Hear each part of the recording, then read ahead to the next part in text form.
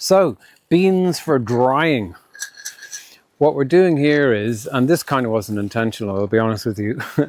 These are French bean, and the variety is Neckargold. And I had this brilliant idea this year that because we've got such a tall polytunnel, that I'd grow them right up to the roof and get more beans from the space. But of course, they're really difficult to harvest. We need a ladder.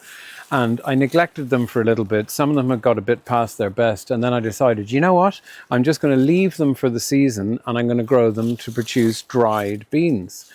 And if you have the space in your polytunnel, this actually works really well, because in a damp climate like ours in Ireland and maybe in the UK, depending on how your summer goes, growing beans for drying outside can be a little bit difficult, because what you want is them to get really dry, crispy and papery on the plant. And then obviously if the weather is wet, that's not going to happen, and then that can lead to them rotting. So it's very simple. I'm just leaving them really until now. You can see that the leaves are dying back a little bit. I haven't been killing myself watering them either at this stage, so that's probably part of the reason. And then all I'm doing is podding them. So we'll bring you over to the bench now and we'll just have a look. So we have a crate of them here now, and we should get quite a lot from this plant.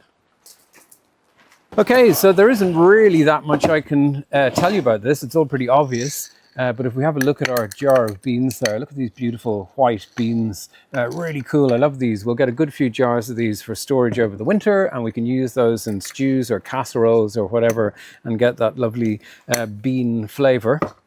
So as I said, the polytunnel is just perfect for drying. So we have lovely papery dry pods.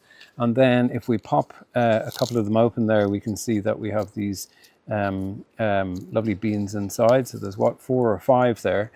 And of course you could be using these beans just to sow next year and to sow some new French bean plants. And that's one of the advantages of using a French bean, because they don't cross-pollinate.